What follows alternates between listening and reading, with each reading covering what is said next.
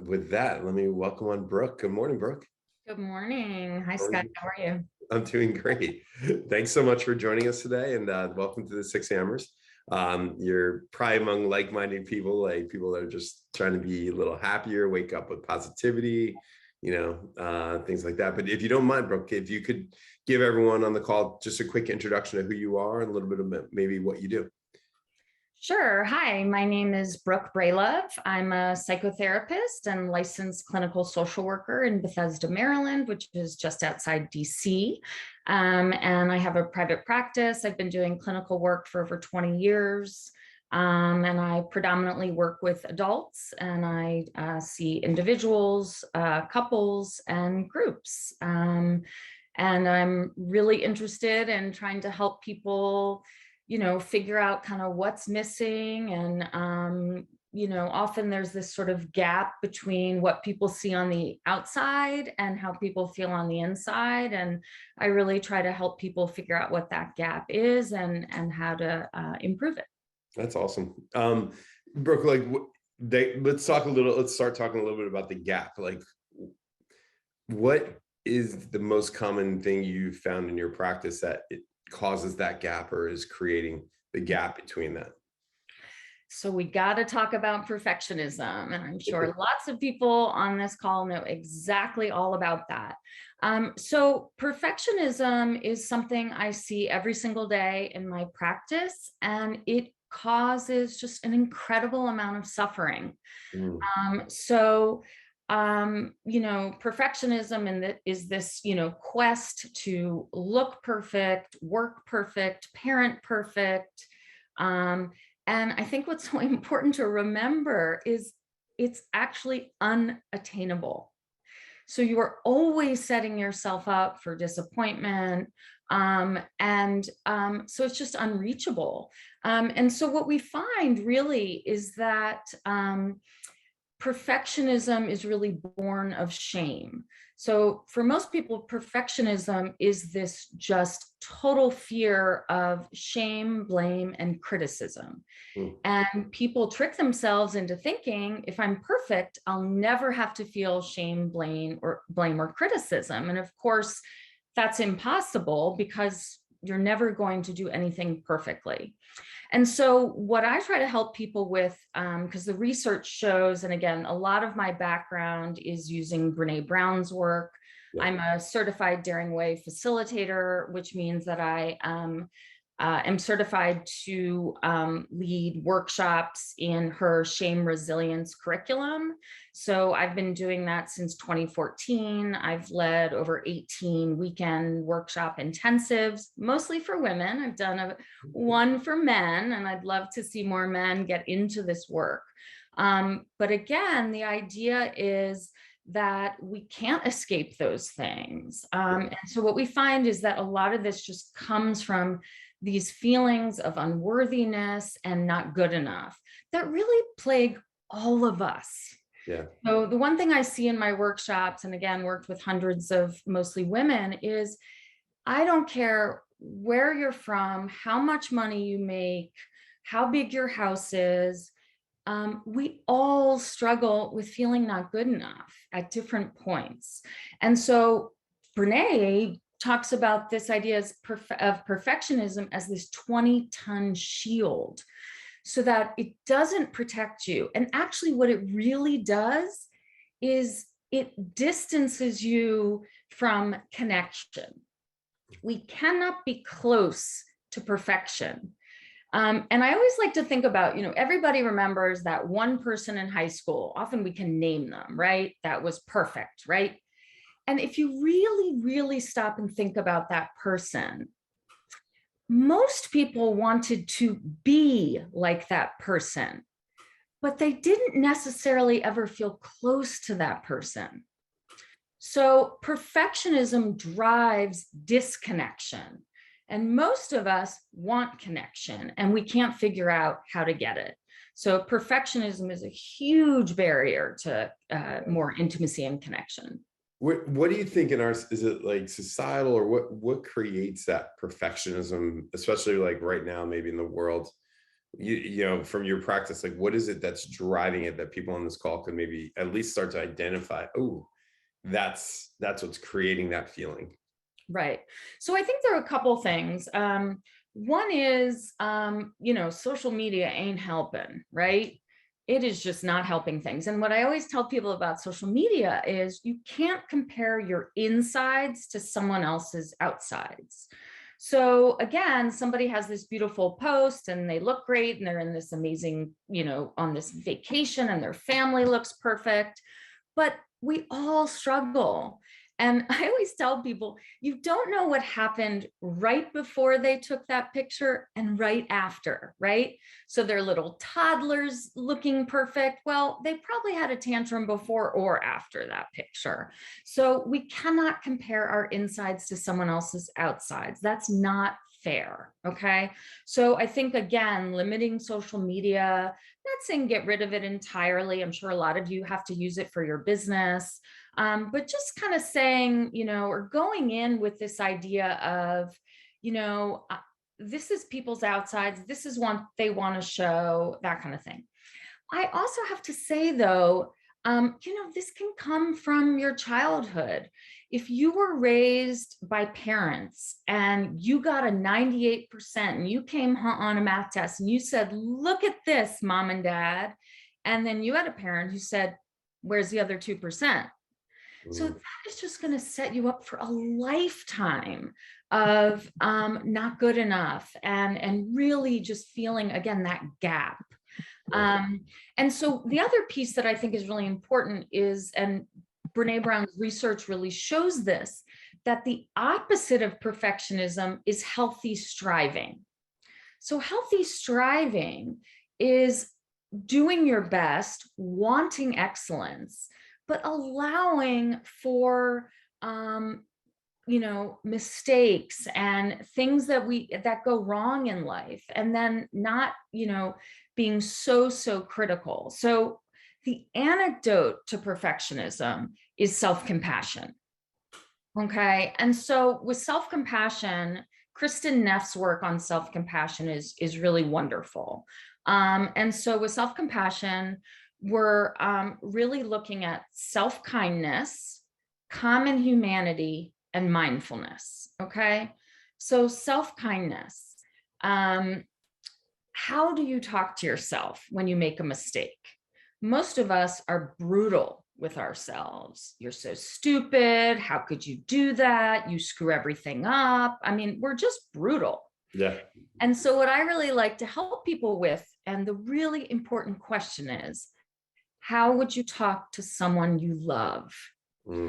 If one of your children made a mistake, would you tell them they're stupid and you always screw up? Of course not. You would say, hey, it's okay. You're human. We all make mistakes. Let's figure out how we could do it better next time. So if you hold that in your mind every time you're kind of in that gap of, striving for perfectionism, which doesn't exist, and Yep. then falling short, ask yourself, how would I talk to someone I love? And then do that for yourself. Yeah. Be that person for yourself that you would be for a friend, a child, a loved one. Yeah, I love this. And I think this is so relatable to real estate because of the fact that, as realtors, like, social media is something we have to do, right? It's like part of the job. So it's almost like you can't avoid it. But then you go on it and it's like, ooh, look at what that team's doing. Oh my God, look at their post. Oh, that's such a cool reel. Like, I wish I could do that. Like, so I think realtors are bombarded all day, every day with the things they're not doing, they're not getting to. And actually in the chat, like put something that you're not doing that you feel that you're beating yourself up for. Like let's get some therapy going right now, Brooke. So once someone like identifies the gap, or they say, okay, like I know I'm striving to be perfect, I can identify that. Like, what are some techniques people can use to start to shift the energy and go into that healthy striving versus the goal for perfection, right? Right. Well, again, I think it's that whole idea of have you done your best? And then I think it's really important. We have to learn to tolerate failure, right? Failure is part of life. It's how we grow. It's how we learn. Without failure, we would just kind of be going like this, which seems pretty boring to me, Yeah. right? And so I think, again, working the self-compassion, practicing the self-compassion. And again, there are a million self-compassion meditations now. I love Insight Timer. You can just go to YouTube, you can Google self-compassion meditations, but really working that, right? So when you feel yourself in a place of unworthiness and not good enough, get in there for 2 minutes and disrupt that negative self-talk. Okay. It's automatic. I don't ever really tell people that I think they're going to immediately get rid of the automatic negative thought. That's why it's called automatic. Yeah. But how do you disrupt it more quickly, right? How do you not go down that horrible, horrible shame spiral? And so again, interrupt the cycle, interrupt the shame, black hole that you go down into, and say, hold on, I know what's happening. I'm going into shame. Let me disrupt that. The other thing that I really like to do is touch. So if I'm going into a shame spiral because I've, screwed something up, which I do all the time, I actually like to put a hand over my heart and kind of think to myself and literally just sort of sometimes pat my chest. There, it's okay. And again, another great question is, because some of us didn't have good enough parents, some of us did, but what would you want a mom or a dad to say to you in that moment, right? What is that comforting self-talk? It's okay, you did your best. So again, it's really changing the way you speak to yourself, and then learning to tolerate our failures, tolerate our mistakes. And again, when we talk about self-compassion, that second part is the common humanity. Everybody screws up. We all go through this. And to just realize you're not alone. You're never alone in this. We are so much more similar than different. The other piece that I think is so important is Brene Brown talks about this idea of comparison is the thief of happiness. Yeah. I'm sure you say that, right? Like that a lot in this group. Yep. there you go. So everybody knows it, right? But you got to say that to yourself. And so, remember, you might be going along feeling great about your business. I'm killing it this month. And then you take your eyes off your own paper and you look there and you look there, and then you feel like crap. So I always like to just think of, sort of racehorses. They've got those blinders on. And when you keep those blinders on, you're much more likely to feel good about yourself. And we all deserve that. One more thing I really want to say about perfectionism is that one of the major problems with perfectionism is it causes chronic procrastination. Okay. So when we are so worried about doing everything perfect, we won't start anything. That is so great. Yeah. So again, we're like, well, never mind. I'm not going to try that. So it not only causes chronic procrastination, it blocks productivity, it blocks creativity, and we don't take any risks. So we play it safe. So when we want to be seen as perfect all the time, right? We're never willing to step outside our comfort zone. And I'm sure, as all of you know, the magic happens outside your comfort zone. No change occurs when you're feeling super comfortable. And I always tell people, never ever have I seen anyone die from being uncomfortable. Yep. So challenge yourself. Am I going to die from this? No. Am I going to feel super uncomfortable? You bet. Yeah. But again, tolerating that discomfort and doing it anyway. It's so, Brooke, it's so great because, I try to ignore the chat. I know, I must say I'm ignoring it right now. Yeah, no, you gotta try to, but I did pick up when everyone was saying what they're not getting to, right? But then you connect in the procrastination piece and the perfectionism. A lot of us probably like, no, I'm not trying to be perfect, but then you procrastinate on something, and it's almost like this, it's very hidden, I'm imagining, for a Mhm. lot of us, right? Like we don't, it's not like really conscious, like, very few of us are saying, oh, I'm trying to be perfect. Yeah. Like, but it's this like hidden piece that the procrastination, I think, can shine a mirror on. Yeah. What am I? And you're right, Skye. It's actually what's funny is people will profess profusely that they're not perfectionists. And why? Because they sit in, I'm so imperfect. Oh, I'm such a disaster. I'm such a wreck. Or, oh my God, I screw up all the time. Right. And so they literally can't see their perfectionism. And by Yeah, the way, I mean, perfectionists are not always perfectionists across the board in every arena of their life, right? So for yeah, some of us, it shows up more, right? In, the way we keep our house or the way we do our business or the way we have to look. So it isn't that when you're a perfectionist, you are, we usually have sort of one area where like, yeah, screw it, yeah, um, yeah. and I think also just something that I really try to help people keep in mind is on your deathbed, what do you, or after you die, what do you want people to say about you? Yeah. Do you want people to say, man, that Skye, his house was immaculate. Not one thing was out of place. Is Yep. that what you want? Or do you want people to say, he was an amazing guy. I felt so connected to him. He was Yep. so authentic. He was so real. And Yep. so you got to decide what matters. And I really think asking ourselves how we want to be remembered informs how we want to live. And Mm. so I think we should be asking ourselves that all the time. Yeah, that's great.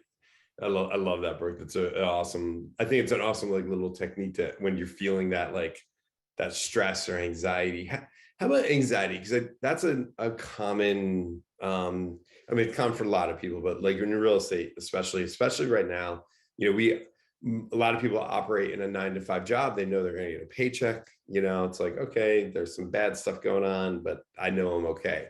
Realtors literally have no idea where their next paycheck's coming from, right? So it can, and then you hear all the media and the news, and you're seeing social media posts like, a lot of our markets are starting to change into more normal and, traditional real estate markets where it's not the frenzy it was.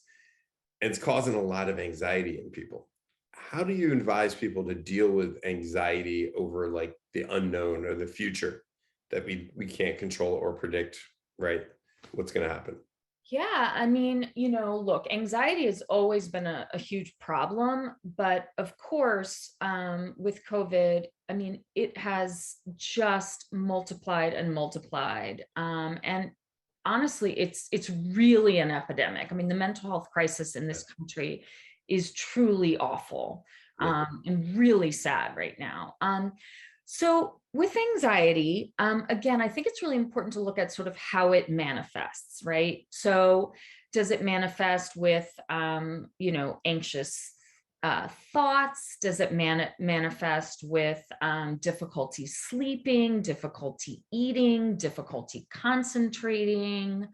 Um, and I think what's hard with anxiety is what we often say to ourselves is, oh, I need that anxiety because it drives me. Yeah. And so we want to look at this idea of sort of almost like this, what's the optimal level of anxiety? We all need a little bit, or, we'd never study for a test, or we, Yeah. never, whatever, we'd never do lots of things. So we need a little bit. But for most of us, man, we do not need the rest. Okay.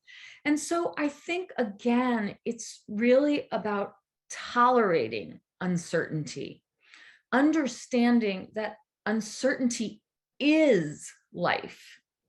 Life is uncertainty. And we do all these things to try to control it, right? But there's so much that's out of our control. So I also like thinking about trends, right? Yeah. What's the trend in real estate? what's my trend when I look at the last 5 years? Yeah. And then reminding yourself, oh, December's been slow for me historically. So let me relax into that a little bit. Let me just say, okay, and again, I don't know because I'm not in real estate, but I'm imagining it's a little bit like the stock market, which is that it's always going to be like this, but that the general trend or your general trend is on the up and up. Yeah. And so not getting stuck in every dip, not getting stuck in every slow month. And I get it. I mean, this is financial insecurity. Yeah. But the more we sort of get stuck in that, remember, anxiety shuts down your brain. Mm. Anxiety decreases productivity and concentration. Okay. So the more anxious you are, the more likely you are to sit there frozen. So work on, and again, I really believe that all of our emotions live in our body. Okay. And so finding ways to work on your anxiety through meditation. I'm not sure how many of you have heard of tapping. It's emotionally focused therapy tapping. There's some wonderful resources for tapping, which is this very simple way of kind of tapping on different meridian points. And literally your body can calm down. Mm. So it's really important to look at calming your body, which then informs your brain that you're calm. And so that mind body connection is absolutely critical to managing anxiety. Wow, that's awesome. And obviously exercise, right? I mean, for Yeah. Yeah. all those good things we already know. Yeah, yeah, yeah. Well, and that's one of the things we talk about in this group is like creating a morning routine of we call it like healthy selfish habits, right? Like what is it? And working out. Actually, in the chat, put something in the routine that helps you. If you do it every morning, like it helps you because it's different. For me, it's exercise, but for some, it's reading. For some, it's meditation, yoga. Once again, you'll see all kinds of different things, but it's like we so easily don't do those things because there's all this stuff we have to do. Do you know what I mean? Yeah, and I'm such a fan of the 1 minute meditation. Yeah. Especially in between patients, when I only have a few minutes, I'll just do a 1 minute meditation and I'm better. I mean, it's not, I think when we hear meditation, we're like, oh, we have to sit for 20 minutes. No, you can sit for 5. You can walk for 5. Do a walking meditation. Certainly, the research shows that for anxiety, time outdoors, exercise, yoga. Also, what we're really seeing is the research is showing that knitting, crocheting is actually equal to meditation and equal to anti-anxiety medication. Okay. Yeah. So adult coloring books. I love doing adult coloring books. I'm instantly calmer, but crocheting or any sort of repetitive movement with your hands is great. Great. Not nail biting though. So Brooke, I know I've read a little bit of, about your practice, and like I talk about this a lot because I'm divorced, and I know a lot of people, in real estate, it's actually pretty common. It's common in our world, first off, but it's definitely common in real estate because it's a very challenging business to be in with a partner. How do you advise not just divorced people, but like relationships? So it's a really challenging situation when you're running a business and running around on the weekends and the nights, and et cetera. What are some of your, I know it's hard on a Zoom call at 6 a.m. To solve the world, but what are some tips and tricks you give people for, co-parents like myself, and also just people that are in relationships in navigating just differences of opinions, I guess is the best way to put it. Right? Sure. Yeah. So let's just take, romantic relationships. Yeah. And again, super important to remember that all intimate relationships have conflict. Conflict is normal. Conflict, again, helps us grow, helps us deepen connection. And so we live in incredibly busy lives, right? I'm sure most of you spend so much time, evenings, weekends, out of the house, when actually that's often time to connect with our partners. Um, and so I'm a huge fan of scheduled time. Mm, We're willing to schedule the personal trainer and our kids' violin lessons, and we schedule appointments with our clients and trips and all sorts of things. Why are we so resistant to scheduling time with our partners? What is the big deal? yeah. Right? If your partner's important to you, show them you're important. Um, Show them that they're important to you by saying, "Hey, I want us to have some time together this week." And then look at your calendars. I love telling couples Sunday nights, look at your calendars. Where's your time? Yeah. Obviously, date nights are great, but guess what? Some of us don't have date nights, right? Date coffees, date breakfast, date walks. It doesn't matter what it is. And again, the most important thing, put your phones down. Mm, Okay. And I can imagine you guys are getting, texts and calls all the time.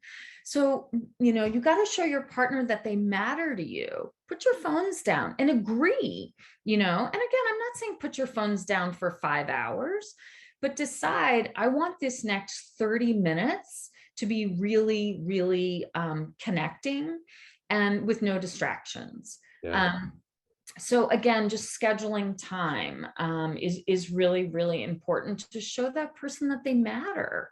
Yeah. They should be at the, I mean, look, you should always be at the top of your to-do list. Um, and then, your spouse and then your kids. And we get this wrong. We Yeah. all put our kids first before our spouses. And look, there are times where that happens, absolutely. But just remember that if the couple isn't okay, the family's not okay. Yeah. And this is really common. We are just so used to putting our kids first. So And Brooke, to build upon that, if you're not okay, then the couple can't be okay. yeah. And you're right. And I think it's one of those, I think we can hide in other people, Mm, right? Like it's easy to say, well, I'm going to take care of kids and my husband or wife or whoever it might be because of the fact that's easy. Because what does that do? That means I don't need to look at my own shit, right? Like, oh, I'm going to help them, or I'm going to, oh, he's doing that, she's doing this. And that was for me in my divorce. Like when the healing happened when I was like, ooh, look, I have a lot of stuff that caused this, right?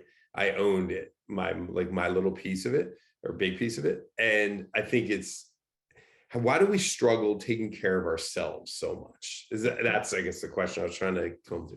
oh, such a great question. I mean, Yeah. so important. I love this idea. I forget what you said about what you call the morning, but you use the word Health, selfish. healthy, selfish. That's what because we put the word healthy in front of it to like ease it into like okayness, right? Yeah, I love that because I do try to teach people that selfish isn't a bad word, but of course that's nearly impossible. So I really I've sort of coined this idea of self-full.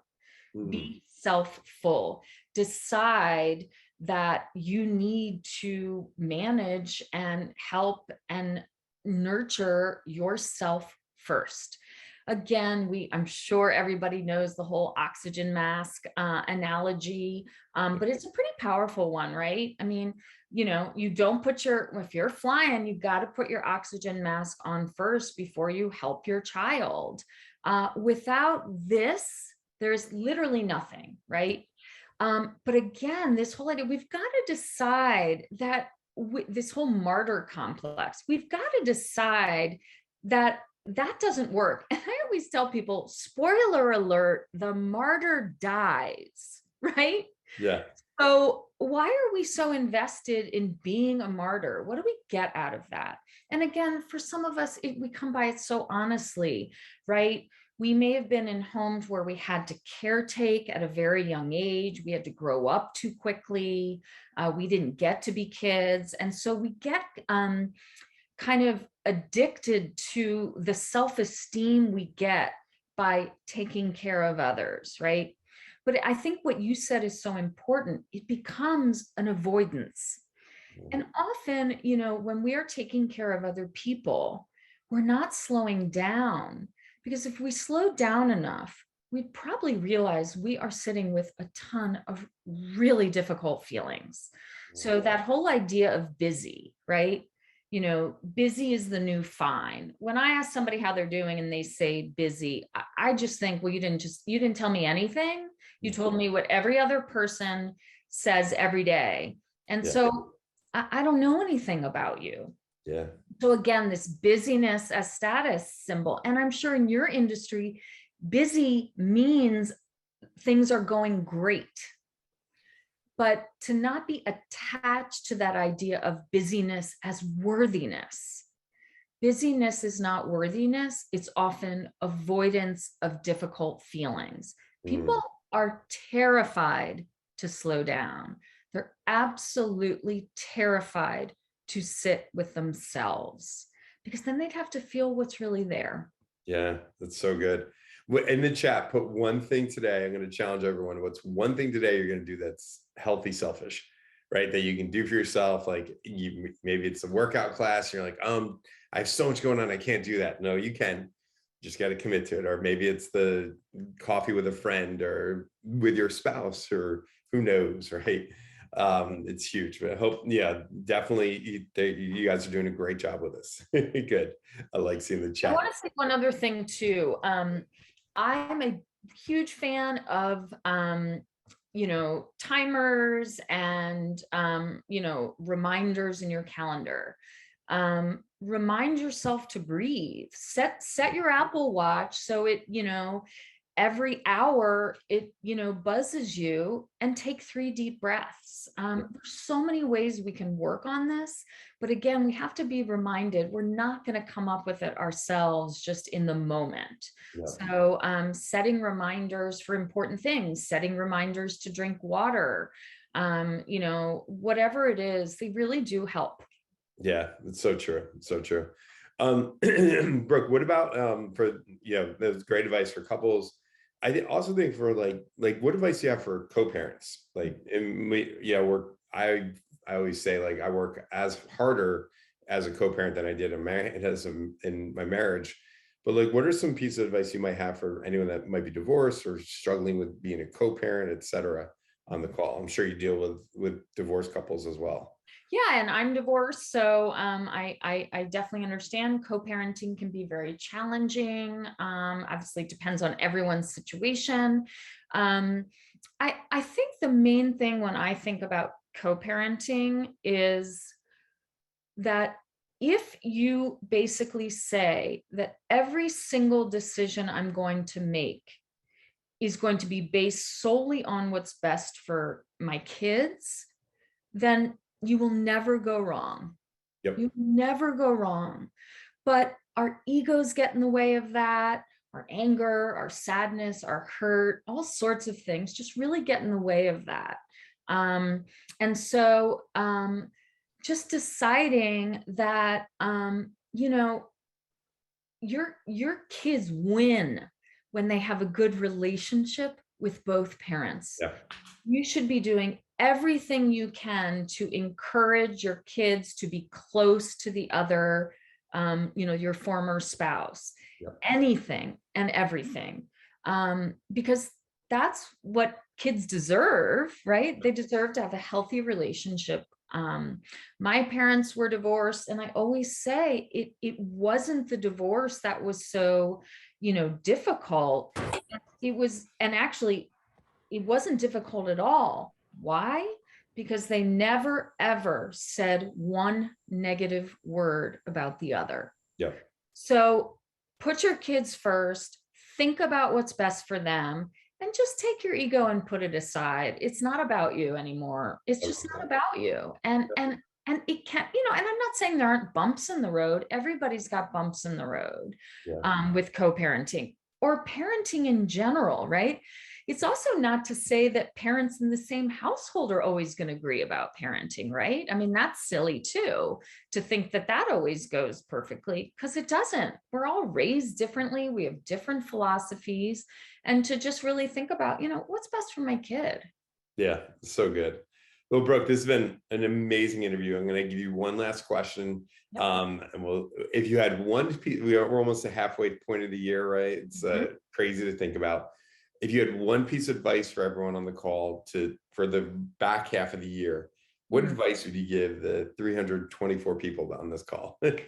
Tough question, I know. I know, that's a tough one. Yeah. Be kind to yourself. Mm. Be kind to yourself. That will drive your success. That will drive your productivity. That will drive your intimacy, your relationships, your ability to connect. Yeah. The harsh critical voice we carry inside of ourselves is so common, and actually what can be even more important is, what are those messages? So figure out what the negative messages are, and then start working on kind of creating some positive mantras that will go and that you can use in place of those negative ones, because those negative ones are automatic. We're not going to get rid of them, but you can counter them with some positive. Be kind to yourself. Love that. What a great way to end the call. And hopefully everyone on this call, hopefully you have a little motivation today to be kind to yourself, be selfish, right? Let's embrace this concept that we matter, and that's okay to say that. And we matter the most, right? That's the most important thing, I think, that I want to encourage everyone on this call to go forward today. And hopefully this propels you throughout the week. And Brooke, thank you so much for joining us. It was really, really, really great meeting. And I really, really appreciate you. And if people were interested in reaching out to you, is that your website? Is that the best method? Yes, my new website launched this morning. So that's really? Awesome. Yeah. So it's brookebraylove.com. Awesome. And again, groups, individual work, couples work, you name it. Really great. Well, Brooke, thank you again. And guys, I hope everyone signs up for National Networking Day. I will see anyone that signed up. I'll see you at 1 o'clock tomorrow. I'm personally going to be in Miami later to this evening, and I'll be doing it from the Miami office. And once again, I encourage everyone to go into your offices, travel, whatever. Obviously, if you're as long as you feel okay with COVID and everything like that, there's so much power in getting together as a group, and you guys are incredible people. So thank you again for everyone for waking up in the morning. And Brooke, thank you again for joining us. Thanks, Brooke. Bye. Thank you. Katie, did you introduce us? Was that? Yeah.